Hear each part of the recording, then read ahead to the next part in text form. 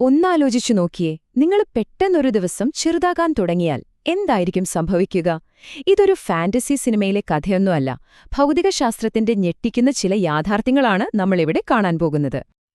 നമുക്കിങ്ങനെ സങ്കൽപ്പിക്കാം, ഈ നിമിഷം മുതൽ നിങ്ങൾ ചെറുതാകാൻ തുടങ്ങുകയാണ്. ഇതൊരു കളിച്ചിരിയല്ല. ശരിക്കും പറഞ്ഞാല് ഭൗതികശാസ്ത്രം വെച്ചു നോക്കുമ്പോൾ വളരെ ഭയാനകമായ ഒരു കാര്യത്തിലേക്കാണ് നമ്മൾ പോകുന്നത്. വേഗത ഇതാണ്: ഓരോ സെക്കൻഡിലും 1 സെന്റിമീറ്റർ വെച്ച്. അതായത് 1 സെക്കൻഡ് ടിക് എന്നു പറയുമ്പോഴേക്കും നിങ്ങളുടെ ഒരു അംശം പോയി. ഇതങ്ങനെ പതുക്കെയൊന്നുമല്ല, വളരെ പെട്ടെന്നുള്ള അതിവേഗത്തിലുള്ള ഒരു ദുരന്തമാണ്. ആദ്യത്തെ ആ 1 മിനിറ്റിൽ തന്നെ എന്തൊക്കെയാണ് സംഭവിക്കുകയെന്ന് നമുക്ക് നോക്കാം. അപ്പോ ആദ്യത്തെ മിനിറ്റ്, തകർച്ചയുടെ തുടക്കം. അതായത് വെറും 60 സെക്കൻഡ് കൊണ്ട് ഒരു 120 സെന്റിമീറ്റർ ഉയരമുള്ള നിങ്ങൾ 110 സെന്റിമീറ്ററിലേക്ക് ചുരുങ്ങും. ഏകദേശം ഒരു ചെറിയ കുട്ടിയുടെ വലുപ്പത്തിലേക്ക്. ഈ മാറ്റം നിങ്ങളുടെ ശരീരത്തിന് താങ്ങാൻ പറ്റുമോ? ഒരു രക്ഷയുമില്ല, താങ്ങാനേ പറ്റില്ല. ഈ തകർച്ചയ്ക്ക് കൃത്യമായൊരു ടൈം ലൈൻ തന്നെയുണ്ട് കേട്ടോ.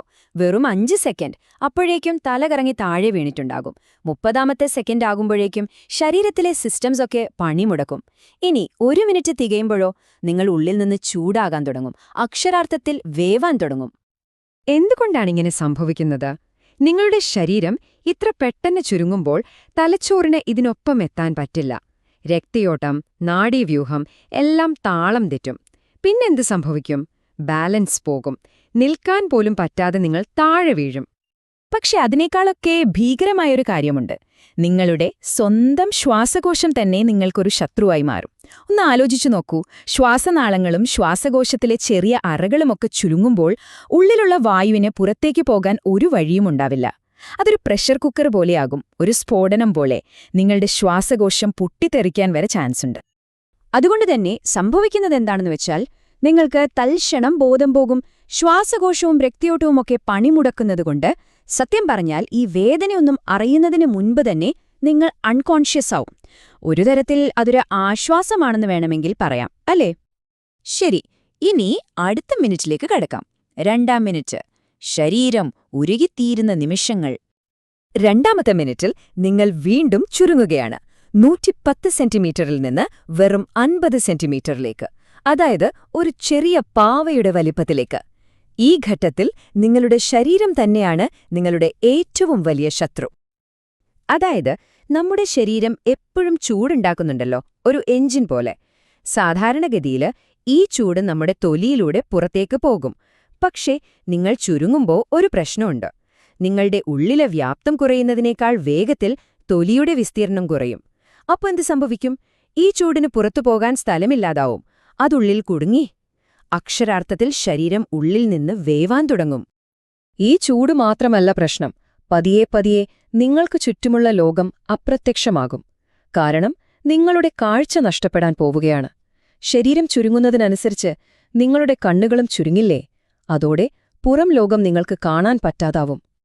ഇവിടെയാണ് കുറച്ച് വിചിത്രമായൊരു ശാസ്ത്രം വരുന്നത്. പെർസൽ പ്രഭാവമെന്ന് പറയും. അതായത് നിങ്ങളുടെ കണ്ണുകൾക്ക് സാധാരണ വെളിച്ചം പിടിച്ചെടുക്കാൻ പറ്റാതാവും. പകരം എക്സ്റേ പോലുള്ള ചെറിയ തരംഗങ്ങൾ കാണാനുള്ള കഴിവായിരിക്കും അതിന്. പക്ഷെ നമ്മുടെ ചുറ്റും എക്സ്റേ തരുന്ന സാധനങ്ങളൊന്നും സ്വാഭാവികമായി ഇല്ലല്ലോ. അതുകൊണ്ട് ഫലത്തിൽ നിങ്ങൾക്ക് ചുറ്റും കൂരിരുട്ടായിരിക്കും. അപ്പോ ചുരുക്കി പറഞ്ഞാല് 2ാം മിനിറ്റ് കഴിയുമ്പോഴേക്കും മരണം ഉറപ്പാണ്. താങ്ങാൻ പറ്റാത്ത ചൂട്, രക്തയോട്ടം നിലയ്ക്കുന്നത്, ശ്വാസകോശം തകരുന്നത്, ഇങ്ങനെ ഒരുപാട് കാര്യങ്ങൾ ഒരേ സമയം സംഭവിക്കുന്നതോടെ ശരീരം പൂർണ്ണമായും പരാജയപ്പെടും. ശരി, മരണം ഉറപ്പാണ്. പക്ഷേ നമുക്കീ ചിന്താപരീക്ഷണം ഇവിടെ നിർത്തണ്ട. ഒരു മാജിക് പോലെ നിങ്ങൾ ഇതിനെയെല്ലാം അതിജീവിച്ചെന്ന് വെറുതെ സങ്കൽപ്പിക്കുക. അപ്പം നിങ്ങൾ എത്തിപ്പെടുന്ന ആ സൂക്ഷ്മലോകം അതെങ്ങനെയുള്ളതായിരിക്കും? ആ സൂക്ഷ്മലോകത്ത് നമ്മൾക്കിപ്പോൾ അറിയാവുന്ന നിയമങ്ങളൊന്നും ആയിരിക്കില്ല. അവിടെ രാജാവ് ഗുരുത്വാകർഷണമല്ല, പകരം വേറെ ചില ശക്തികളാണ് ഭരിക്കുന്നത്. ഉദാഹരണത്തിന് വെള്ളം. അത് നമ്മൾ കാണുന്ന പോലൊരു ദ്രാവകമായിരിക്കില്ല. അതൊരു സിറപ്പ് പോലെ, അല്ലെങ്കിൽ ഒരു പശ പോലെ ഒട്ടിപ്പിടിക്കുന്ന ഒന്നായിരിക്കും. ഒരു മഴത്തുള്ളി നിങ്ങളുടെ ദേഹത്ത് വീണാൽ അത് നിങ്ങളെ പൊതിഞ്ഞ് ഒട്ടിപ്പിടിക്കുകയുള്ളൂ. ഈ ഒട്ടിപ്പിടിക്കുന്ന ലോകത്തെ ഭരിക്കുന്ന ശക്തിയുടെ പേരാണ് വാൻ ഡെർ വാൾസ് ഫോഴ്സ്. തന്മാത്രകൾ തമ്മിലുള്ള ഒരു തരം ആകർഷണമാണിത്. ഈ ചെറിയ ലോകത്ത് ഈ ശക്തി വളരെ വലുതായിരിക്കും. അതുകൊണ്ട് തന്നെ ഒരിഞ്ച് മുന്നോട്ട് നീങ്ങണമെങ്കിൽ പോലും നിങ്ങൾക്ക് വലിയ ബുദ്ധിമുട്ടായിരിക്കും. ഇനി ഏറ്റവും വിചിത്രമായ കാര്യം എന്താണെന്നറിയോ? നിങ്ങൾ അത്രയധികം ചെറുതാകുമ്പോൾ നമ്മൾ ശ്വസിക്കുന്ന ഓക്സിജൻ തന്മാത്രകൾ പോലും നിങ്ങൾക്ക് വളരെ വലുതായി തോന്നും. അവയെ ശ്വാസമെടുത്ത് ഉള്ളിലേക്ക് എടുക്കാൻ പോലും പറ്റില്ല. ഒന്ന് ആലോചിച്ചു നോക്കൂ, ശ്വസിക്കാൻ പോലും പറ്റാത്തൊരു ലോകം. അപ്പോ ഈ ഭീകരമായ ചിന്താപരീക്ഷണത്തിൽ നിന്ന് നമുക്കെന്താണ് മനസ്സിലാക്കേണ്ടത്? ഇത് വെറുമൊരു പേടിപ്പെടുത്തുന്ന കഥ മാത്രമല്ല, ഇത് നമ്മുടെ നിലനിൽപ്പിനെക്കുറിച്ചുള്ള ഒരു വലിയ സത്യം നമുക്ക് കാണിച്ചു തരുന്നുണ്ട്. ഇതാണ് പ്രധാന കാര്യം. നമ്മുടെ ശരീരം എന്ന് പറയുന്നത് വെറുതെ കുറച്ച് ഭാഗങ്ങൾ കൂട്ടിവെച്ച ഒന്നല്ല. അത് നമ്മൾ ജീവിക്കുന്ന ഈ പ്രപഞ്ചത്തിലെ നിയമങ്ങൾക്കനുസരിച്ച് കൃത്യമായി ട്യൂൺ ചെയ്തു വെച്ചിരിക്കുന്ന ഒരു സിസ്റ്റമാണ്.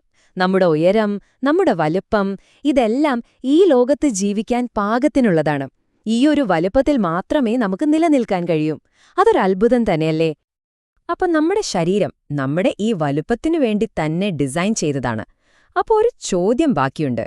ഈ വലുപ്പത്തിന്റെ കാര്യം പോലെ നമ്മൾ അറിയാതെ വേറെ ഏതൊക്കെ പ്രപഞ്ച നിയമങ്ങളുമായിട്ടാണ് നമ്മുടെ ശരീരം ഇങ്ങനെ ഇണങ്ങിച്ചേർന്നു പോകുന്നത്? ഒന്ന് ചിന്തിച്ചു നോക്കൂ.